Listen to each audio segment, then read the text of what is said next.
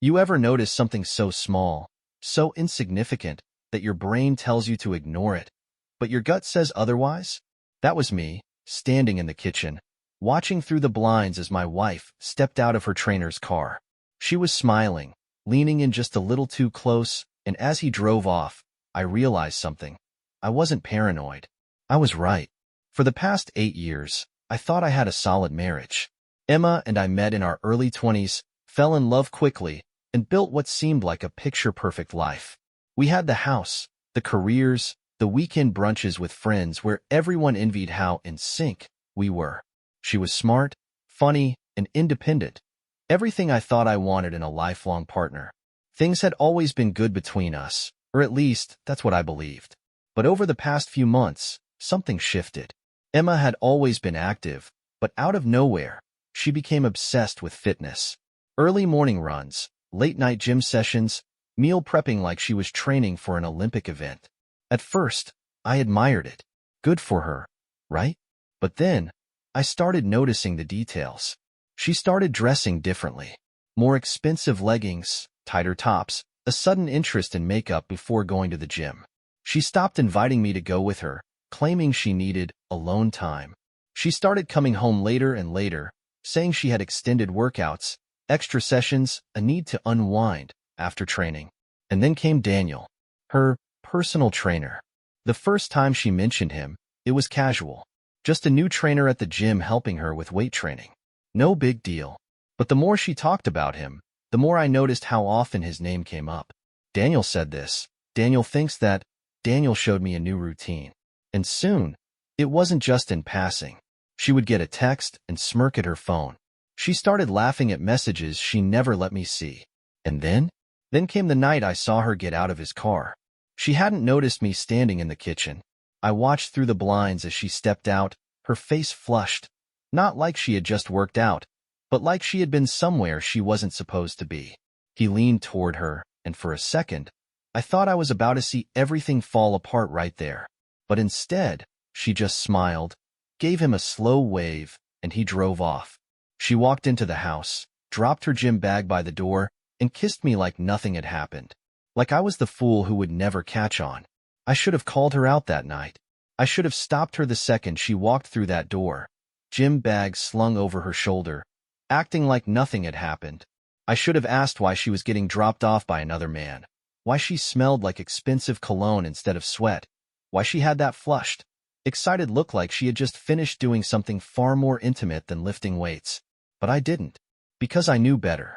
See, people like Emma, they don't just admit the truth when you ask. They lie, they gaslight, they twist reality until you start doubting yourself. If I had confronted her right away, she would have flipped the script, made me feel like I was paranoid, overreacting, insecure. And the last thing I wanted was to hand her a reason to clean up her tracks before I could find the proof. So I played the part. I smiled, kissed her back, asked how her workout was. She laughed, tossing her hair over her shoulder, casually mentioning that Daniel had really pushed her hard tonight. I nodded, pretending I didn't already know that he had pushed her into his car first. The next few days, I watched everything. Every detail, every slip-up, every inconsistency. And when I tell you the signs were everywhere, I mean it was almost comical how blind I had been before. The showers were the first clue. Emma had never been the type to immediately rush to the bathroom after the gym. She usually took her time, grabbed a snack, scrolled through her phone, unwound a little. But now, straight to the shower. Every time. The second she got home, she was stripping down and stepping under the hot water, like she was washing away evidence. At first, I told myself I was imagining things. But then I started noticing the details. Her gym clothes weren't sweaty. At all. No damp patches, no smell of exertion. Just the faint lingering scent of a man's cologne. One that definitely wasn't mine. Her hair was never tied up anymore. She used to always wear it in a ponytail while working out, but lately, she came home with it perfectly styled, barely out of place. Like she wasn't exercising at all. Then came the phone habits. Emma had always been glued to her phone, but now, it never left her hand. She took it with her everywhere, bathroom, shower, even when she was just walking to the kitchen for a glass of water. And it was always face down. always on silent. The few times I caught a glimpse, I saw notifications from a contact saved as just D, not Daniel. Just D. Like she thought I was too stupid to put it together. But the real nail in the coffin? The car mileage. Emma had a strict routine. Work, gym, home. That was it. She wasn't the type to take random detours or go on spontaneous late-night drives. So when I checked her car's trip history, something she had clearly forgotten was automatically logged in our insurance app. I saw the truth staring back at me. There were places she had never mentioned. A private apartment complex across town, a hotel near the gym, a 24-hour parking garage with no business name attached. She had been so careful in covering her tracks, making sure there were no suspicious receipts, no lipstick stains, no obvious mistakes. But she had forgotten the little things, the things she thought would never be checked. And now? Now she had no idea that I knew everything, that I had already started planning, that she wasn't going to get the chance to lie her way out of this. Because if she thought she was the only one playing a game, she was about to realize that I had just begun. Emma thought she was untouchable, thought she had crafted the perfect lie, built a fantasy where she could have it all. The security of a devoted husband and the excitement of sneaking around with her personal trainer. But the thing about cheaters? They always get sloppy. They get cocky. They start believing their own deception, thinking no one could possibly be smarter than them. She never saw me coming. I had more than enough proof already. The mileage logs, the suspicious gym habits, the car rides home from Daniel, the pathetic attempts at hiding her phone. But I wasn't interested in catching her in a lie. I was interested in ending the lie entirely.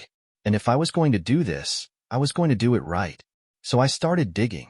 I went through her social media accounts first. Locked down, private, carefully curated. But the thing about people who cheat, they always slip up somewhere. And Emma's slip-up? Her hidden second Instagram account. It took me about 5 minutes to find it, and another 2 to realize it was nothing but a gallery of her secret life. Selfies at the gym, captioned with inside jokes I didn't understand. A suspicious number of progress pics taken in a bedroom that wasn't ours. A few blurry mirror shots, and in the background of one, a familiar-looking jacket draped over a chair. A men's jacket. I kept going, screenshotting everything. Then, I hit gold. Her WhatsApp voice messages. See, Emma liked to talk instead of type, which meant she had dozens of voice recordings from Daniel. At first, they were tame, talking about workouts, nutrition, gym schedules. But as I scrolled, they changed. Daniel, I can't stop thinking about last night. Your husband has no idea, right? Emma, laughing, of course not. He's so clueless. I could tell him I spent the whole day at the gym, and he wouldn't question it. Daniel, I wish we didn't have to hide. I hate sneaking around like this. Emma, relax. As long as we're careful, no one will ever know. Oh, but they would. Because I wasn't just collecting evidence for myself. I was about to make sure everyone knew. That's when I had an idea. A gym is all about public image. Trainers are supposed to be professionals. Employees are supposed to be role models, dedicated to fitness, not sneaking around with married clients. And you know what gyms also have? Big screen, TVs, and speakers. Loud ones. I spent the next 2 days planning. I created a perfect, gut-punching slideshow. The selfies, the voice messages, the texts, the secret photos of them meeting at his apartment. And to top it off, I found out that Daniel wasn't just a sleazy trainer. He was a married sleazy trainer. His wife's Instagram wasn't hard to find. They had a kid, a whole family. And just like that, the stakes had doubled. I made one final move. I walked into the gym while Emma was training, went straight to the front desk, and flashed my friendliest, most confident smile. Hey, I said, I was wondering if I could connect my phone to the gym TVs for a playlist I made. Something motivational. The young receptionist barely looked up, distracted by her phone. Sure, she said, we just connect through Bluetooth. It's easy. It really was. Less than 5 minutes later, I was connected. I stepped aside, pulled out my phone, and pressed play. The gym's massive TV screens lit up with a slideshow. At first, people thought it was a workout video, but as the images started shifting, confusion, then realization. then absolute chaos. First, a photo of Emma and Daniel sitting way too close in his car. Then, a selfie of her in a bathroom mirror, with his jacket in the background. Then, a screenshot of their WhatsApp messages. And then, the voice recording.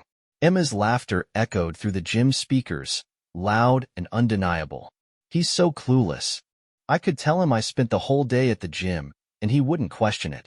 The reaction was instant. People stopped mid-lift, trainers turned toward the screen. Gym-goers started whispering, gasping, laughing. I watched from a distance, my heart pounding, my breath steady. Then I saw them, Emma and Daniel. Emma was mid-workout when she finally looked up and saw her own affair being broadcasted for everyone to see. She froze, dumbbells still in her hands, her face turning from confusion to horror to absolute, gut-wrenching panic. Daniel's reaction? Even better. Because his wife was there. I had sent her a polite little message that morning. Hey, I think you deserve to know what your husband has been up to. You might want to visit the gym today. Just trust me. And there she was. She turned to Daniel with a look I will never forget. A look that promised his life was about to get so much worse. Emma dropped her weights. She turned, frantically searching the gym, looking for me. And when she finally found me standing near the entrance, her entire face crumbled. Because she knew. She knew she had lost. Her marriage. Her reputation. Her entire fake little world. And me? I just smiled, gave her a small nod, and walked out. Because Emma? She wasn't my problem anymore. I could have walked away. I could have let the video speak for itself, let Emma and Daniel drown in their own humiliation while I disappeared into the night like some kind of vengeful mastermind. But the thing about people like them, they don't learn their lesson unless you make them. So, I turned around. The second I stepped back into the gym, it was chaos. People were still talking, staring at the screens, pointing at the evidence I had just laid out for everyone to see. The gossip had already begun. Some were laughing, some were whispering, and a few were recording the aftermath because, of course, this was better than any reality show. And right in the middle of it all, Emma and Daniel. Emma looked like she had just been hit by a truck. Face pale, eyes wide, hands shaking. She wasn't the confident, gym-obsessed woman anymore. She was exposed, and she knew it. Her perfect little act had crumbled, and now? She was just another cheater caught in the open. Daniel, though? Different story. He had gone full survival mode. His face was red, his hands clenched into fists, his whole body tense as if he was about to fight his way out of this disaster. But what was even better? His wife was standing right next to him, arms crossed, her expression a perfect storm of betrayal and rage. She hadn't said a word yet, but the way she was looking at him, Daniel was already doomed. I strolled in like I belonged there, taking my time, making sure every eye in the room was on me. Emma spotted me first, her breath catching in her throat. She opened her mouth, but whatever excuse she had died before it could even come out. I wasn't angry. I wasn't yelling. I was calm, too calm, which made it so much worse for her. I stopped a few feet away, letting the weight of the moment settle in. The silence between us stretched, thick and suffocating. Then, finally, I tilted my head, studying her like she was a puzzle I had already solved. Go ahead, I said, loud enough for everyone to hear. I'd love to hear the explanation for this one. Emma flinched, physically flinched. Her hands curled into fists, her chest rising and falling in short, shallow breaths. But she didn't say anything, because what could she say? That it was an accident? That I had misunderstood? That Daniel was just a really, really dedicated trainer? Daniel tried to step in. Wrong move. He squared his shoulders, his face twisted in something between anger and desperation. He needed to fix this fast, needed to control the damage, needed to make himself look like anything other than the sleazy trainer who had been sleeping with a married woman while lying to his own wife. Dude, this is... I held up a hand. Sharp. Dismissive. Absolute. No, I said, cutting him off before he could even begin his pathetic defense.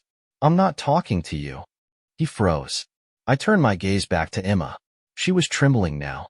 Her lower lip quivered. Her whole body tensed like she was bracing for impact. I let the moment stretch again, Let her feel every second of what she had done. Let the weight of her choices press down on her like a barbell she could never lift. Then I smiled. But it wasn't kind. It was the kind of smile that lets someone know you've already won. You always told me the gym was your happy place. I mused, voice slow, deliberate, dripping with mock amusement. Guess I finally see why. A ripple of low laughter spread through the room. Strangers, gym-goers, other trainers, people who had been oblivious to the affair but now they were eating this up. Emma's breath hitched. Daniel's wife? She was done being silent. She turned to him, voice sharp, controlled, dangerous. Give me your phone. Daniel's entire body went stiff. What? Your phone, she repeated. Give it to me. Right now. Daniel swallowed, glancing around like he was searching for an escape route. But there wasn't one. Not anymore. Emma finally found her voice. Ben, please, let's just... I laughed. Loud. Unapologetic. Cruel. You don't get to ask me for anything, I said, taking another step forward. She shrank back. Not after this. Not after months of lying, sneaking around, treating me like I was too stupid to figure it out. She didn't even try to deny it. And that was my final victory. I turned to the crowd. Hope you all enjoyed the show, I said, throwing up a hand like I was some kind of performer taking a bow. More laughter. More whispers. Emma let out a small, broken sound, her hands trembling at her sides. I looked back at her one last time. Good luck explaining this one. And with that, I walked out. This time, for good. I left the gym without looking back, but the echoes of that confrontation followed me. Emma's stammering breath, the sheer panic in Daniel's face, his wife's voice cutting through the tension like a blade. It was all burned into my mind, but not in a way that hurt. In a way that felt like justice. For the first time in months, I wasn't the one drowning in uncertainty. Now, it was their turn. But I wasn't done yet. Emma had built an entire life on secrets and deception, convinced she could balance it all. A loyal husband, a reckless affair, and a reputation she thought was untouchable. But the thing about cheaters? They never think about what happens after they get caught. They think they can talk their way out of anything, that a few tears, a few apologies, and a weak excuse will be enough to undo the wreckage they created. But Emma wasn't going to cry her way out of this. She was going to feel it, and I was going to make sure every single piece of her life fell apart, just like she had done to mine. The first thing I did was lock her out of the house. She didn't know it yet, but while she was still standing in the gym, trying to salvage what was left of her dignity, I was changing the locks on our front door. Our house was in my name, and she had exactly one day to figure out where she was going to sleep. The second thing? Her reputation. The gym wasn't just a place for her to work out. It was her identity. She had built herself into this motivational, health-obsessed person, always posting about discipline and commitment. I made sure that everyone who followed her fitness page saw what kind of commitment she really had. Screenshots, the texts, the pictures, the voice messages. I sent them to a few well-placed people in the gym's community. Not with anger, not with an explanation, just with a simple message, thought you should see who you've been looking up to. And within hours, her world was on fire. Emma's phone must have exploded with messages, because when I finally got home, my call logs were nothing but missed calls from her. She had gone from panic to furious to full-blown meltdown. Emma, Ben, please, just talk to me. Emma, you went too far. You're making things worse. Emma, this isn't just affecting me. Do you even care what people are saying? Emma, this is cruel. I made a mistake, but you're trying to destroy me. Destroy her? I didn't have to. She had already done that to herself. And Daniel? He wasn't doing much better. Because Daniel's wife wasn't quietly crying in a corner, hoping he'd come home and apologize. She was erasing him from existence. The gym had already been contacted about his unprofessional conduct with female clients. His personal training business? Wiped out. His apartment? No longer his, because his wife had thrown his bags onto the front lawn and changed the locks. And the best part? His wife had messaged me personally. A simple, thank you. He's going to regret this for the rest of his life. So now, it wasn't just Emma trying to save herself. It was both of them, scrambling, trying to cling to something that was already gone. And me? I was just getting started. I woke up the next morning feeling lighter than I had in years. No more second-guessing, no more playing detective, no more lying next to someone who had been sneaking behind my back. The house was silent, peaceful, because for the first time in a long time, Emma wasn't in it. She had tried to come home the night before. She really thought she could just walk through the front door like nothing had changed. The security camera had caught everything. Her standing on the porch, fumbling with her keys, her confusion turning into rage when she realized the locks had been changed. She had banged on the door, pacing back and forth, calling me over and over. I let it ring. She had spent months ignoring my trust, my love, my loyalty. Now, she could feel what it was like to be ignored. By mid-morning, my phone was already buzzing again. New messages, new voicemails. The first few were full of apologies, desperation, empty words meant to make me believe she could fix this. Emma, Ben, please. I know I messed up, but you can't just shut me out like this. Emma, I was stupid. I was selfish. I wasn't thinking. But we can work through this. We always have. Emma, you're my husband. You can't just erase me. Erase her? She had erased herself the second she stepped into another man's arms. Then, when she realized I wasn't answering, the messages started to change. Emma, you had no right to humiliate me like that. Emma, do you even care what people are saying about me? About us? Emma, I lost my job, Ben. I lost everything. And you don't even care. Care? No, I didn't care. Because she hadn't cared when she was sneaking off to his apartment. She hadn't cared when she laughed about how clueless I was. She hadn't cared when she made a fool out of me. She had cared only when she got caught. And Daniel? His life was already in free fall. His wife had gone nuclear, cleaning out their joint accounts, kicking him out, making sure every mutual friend knew exactly what kind of man he was. The gym? Gone. His business? Ruined. No one was booking a trainer who was now publicly known for sleeping with his married clients. I heard through mutual connections that he was staying on a friend's couch, scrambling to find a job, begging his wife to take him back. She wasn't answering. Emma and Daniel had lost everything. And the best part? They didn't even have each other anymore. Because cheaters? They don't stay loyal to anyone. Not even the people they risked it all for. The last message I ever got from Emma came a week later. Emma, I don't know who I am without you. Please, just talk to me one last time. I didn't answer. I never answered. Because I had already moved on. Emma's biggest mistake wasn't cheating. It was thinking I would stay.